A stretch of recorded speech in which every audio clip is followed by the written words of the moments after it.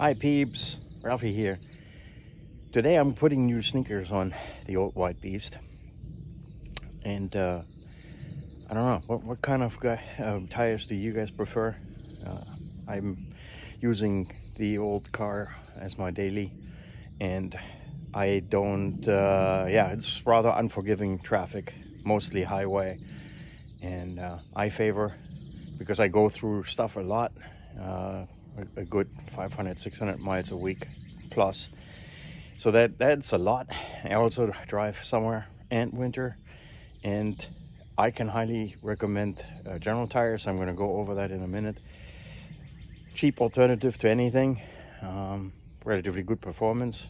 I also realized just now that some of the numbers and reference numbers on the tires don't really mean an awful lot. I'll go over that in a sec.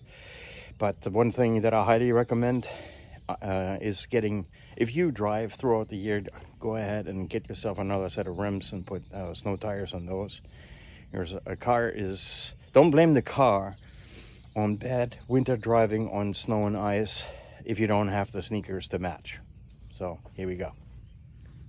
Okay, here are the new sneakers. The summer tires. I've had really good luck with these. They recently changed, but they're General Altimax RT45s with the road hazard guarantee and warranty on it. They are standard size, so I still run the 205 6515s on the second generation rims, so-called Gullydeckel's, because these holes here look like a good old German Gullydeckel. But anyhow, so that tread is pretty good, and what I was trying to tell you guys about are a couple of numbers that once I see them on here, I show them to you. Tubeless radio.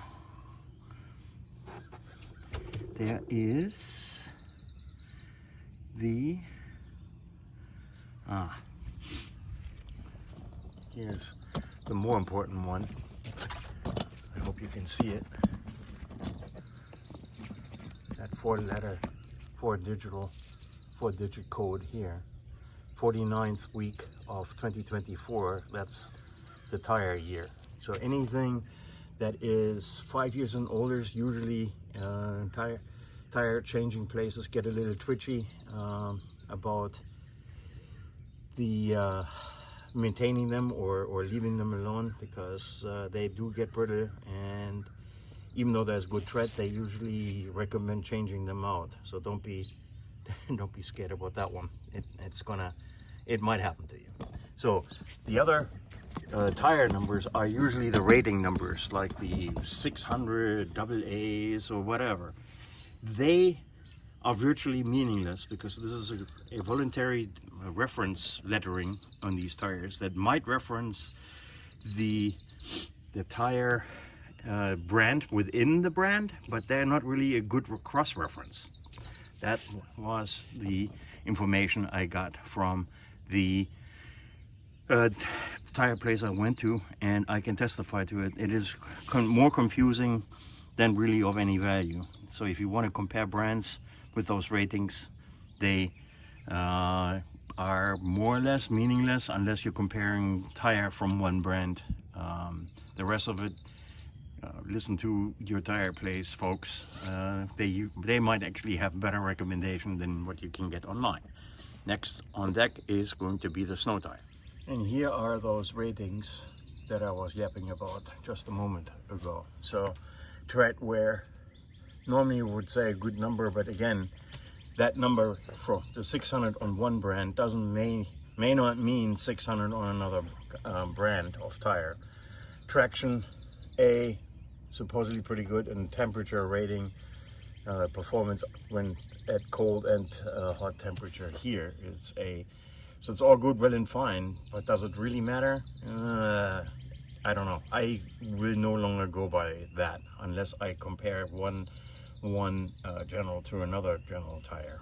But that's what I was talking about. Okay, here I have the winter tire that I've had very good luck with, they're the General Altimax Arctic 12s.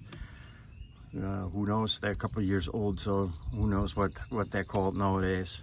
But key here is, and I just noticed that for you guys who believe in studs, they're even ready to for you to insert studs. But anyhow, these are directional tires, so you can only put them on one way on these, and these little grooves here provide excellent traction when you're driving on ice, which is not something that a typical M&S tire will greatly perform under when you drive on ice. These have been awesome. I made it through one big snowstorm to the point that I had to even put on chains because there was a good foot of snow on the road. But those two tires here I can highly recommend for any of you guys who also prefer stock sizes. If you have any suggestions or questions, let me know. Until next time.